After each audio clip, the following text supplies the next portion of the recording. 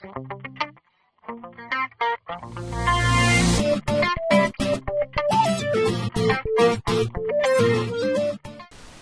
nazdar lidi, vítá vás tady Černý tygr a v dnešním díle si ukážeme, jak nainstalovat SAMP. Takže si otevřeme náš internetový prohlížeč.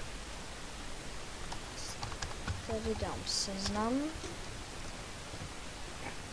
A něco se seznam. Tady dáme Google.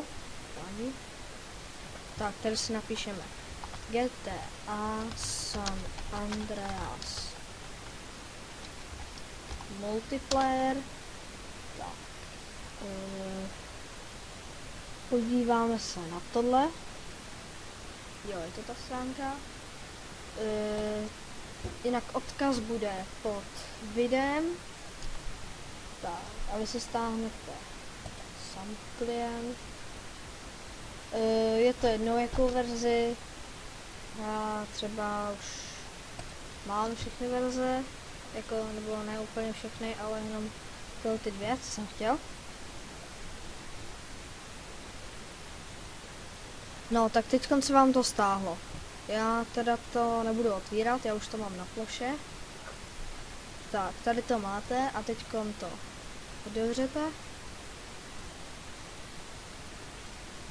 ID. Finish, tak a teďkon už máte SAMP 03X.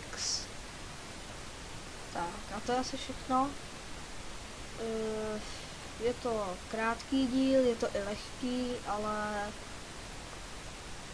fakt nevím, co bych měl ještě dělat. Kdybyste nevěděli se s ničím rady, tak mi to napište do komentů, já vám s tím pomůžu, pokud si budu vědět rady já.